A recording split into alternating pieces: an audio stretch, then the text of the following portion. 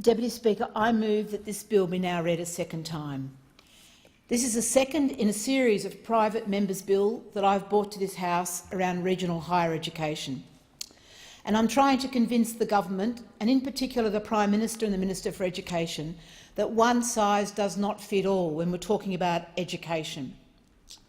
And I'm calling on a national coordinated approach to how we address the significant problems we have in rural and regional Australia with education and training, but particularly today I'm talking about higher education and training. I'll talk about why this is so important in my electorate of Indi and by default around regional Australia. And I'll finish with a call to action both to the Minister, to the Prime Minister and to people in rural and regional Australia. This bill provides a way forward to ensure that regional Australia has a comprehensive education, training and research strategy underpinned by policy decisions of government.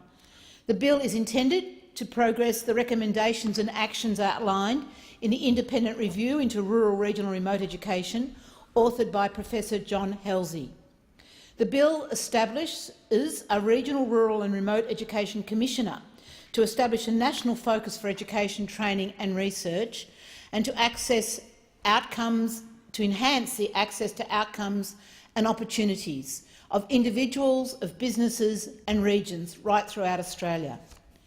The Commissioner will provide advice to the Minister about education, training and research to enhance access, outcomes and opportunities, on strategies to support the role of education institutions, childcare providers, schools, universities, vocational education and training providers in developing regional economies, sustaining economic growth and supporting employment in regional, rural and remote Australia. And it will develop a national strategic framework for regional, rural and remote education, training and education, beginning with a national regional higher education training strategy. Deputy Speaker, the role of the Commissioner is to be ongoing, with a national regional higher education training and research strategy to be completed within 6 months of commencement and revised every 6 years. Now, colleagues and members of the gallery, why is this important and why do I persist? Because the data is overwhelmingly showing that people in rural and regional Australia are way behind the 8 ball with education. The universities tell us it can't wait, and my community tells me that this is a priority. So, Deputy Speaker, some statistics that I'm sure apply to your electorate as well as to mine. 24% of people living in Indi are aged under 19. But when you get to the next cohort, the 20 to 14-year-olds, they make up only 4.9% of the population. So the greatest export out of my electorate is young people. And then we next look at the statistic that of all the people of Indi who have tertiary degrees, 6.2% only. Now, in itself you might think that's not relevant, but when you compare with the average for Victoria of 17.8%, something clearly is going wrong.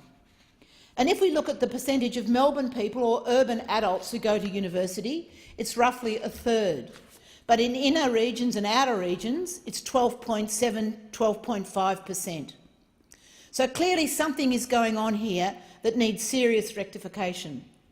But before I move on to that, I just want to stress this statistic, that while I understand education and a tertiary degree is not the only form of education that's relevant. Can you just believe in my electorate that 6.2% of almost the 100,000 people that are in my electorate have a tertiary degree? It's a shocker. And I've mentioned it to my other colleagues, particularly on the government side, asking what happens in their electorate. And they say, yeah, it's about the same. So this is not just a problem for me and Indi or Victoria. It's a problem right across rural and regional Australia, where one size is not fitting everybody. We have a one-size approach to education, and clearly it's missing the mark. And I make reference to the Minister at the table today. Minister, I've recently been up in Northern Territory and Northern Western Australia as part of the Joint Select Standing Committee on Constitutional Recognition of Aboriginal and Torres Strait Islander people. And every single hearing we've gone to, we've been talking about education and making it accessible. So this is a problem in regional Victoria, it's a problem in regional New South Wales, it's a problem in our more isolated areas. But we specifically know it's a problem with our Aboriginal and Torres Strait Islander people. So one size is not fitting all, and I absolutely am sure the answer is not only to have a solution for Aboriginal and Torres Strait Islander people. We need to have a solution that's place-based, that works with all our communities. And my effort today with this legislation is to say a commissioner is a really good place to start, and I ask the help of the minister at the table to bring it to the attention of your colleagues as one really important step of moving forward. And I've spoken to both the Minister for Regional Development and the Minister for Higher Education about this, because of course they've got the Halsey Review in front of them and we're looking for the government response to it. So here's a really important opportunity that government could take to move it forward. And I also acknowledge colleagues in the gallery. This bit of legislation has been well circulated through the university sector, to the G8s, the run universities, to La Trobe, to CSU. It's got the widespread support of my community and the education sector, because the education sector industry understands that if you don't actually pay attention to rural and regional education, if you just make it compete with the cities, then we lose out. And certainly in my local papers there's been enormous publicity recently around the problems that our universities in Albury-Wodonga are facing. Governments must try harder, says the university. Education cuts ringing alarm bells in regional areas. So we've got a significant problem there that we must address. But for me, not only is the data there, not only is the university saying we must do more, but the call's there from my community. As I've said recently in this parliament, I've undertaken the 2018 budget survey, and the overwhelming response to that survey is the importance of education. 10.33% of respondents ranked it as the second most important issue, but 81% of respondents ranked education and training as very important, and only 2.21% of the 1,000 people who filled in the survey said it was not important. And just let you give me just a couple of quotes. In Benalla, tertiary education for country students, the extra costs associated with having to travel or move to another facility. So in my electorate of Indi, I've got universities in Wodonga, an outreach in Wangaratta, way up to the north. But for everybody else in the community, they've actually got to leave home. So not only the dislocation of that, the going to university, the expenses incurred with it, the enormous difficulty that we face. So I'm hoping that this commissioner will be able to do the on-ground work that's needed to advise the government on how we could actually get a decent strategy happening, so that we solve the problems in the location where there are. And I'm talking to the Minister for Education about his regional hubs. I think he funded 8 in the budget, and applications are currently open. But we should be having higher education hubs in almost every single town in the country. Just like we've got high schools in country towns, we need to have university hubs, and not just for young people, but so all the training can happen. And while we've got a fantastic system of telehealth, we don't have a fantastic system of tele-education, and it's one really important aspect that this commissioner could work with. But let me go back to Wangaratta.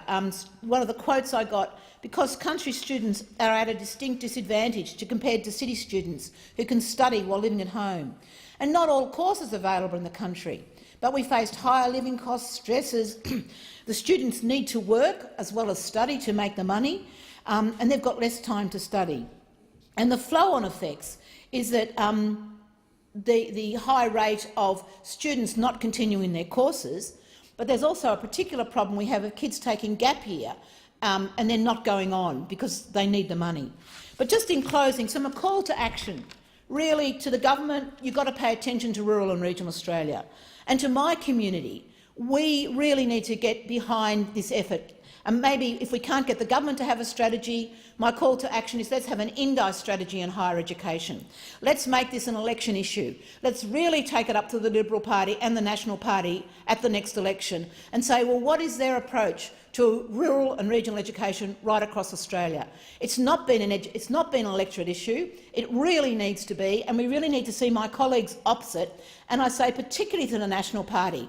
They need to stand up. They need to support this, not only a strategy, but actually need to come out with policies to say they're going to do about the enormous inequality that we experience in the regions with education.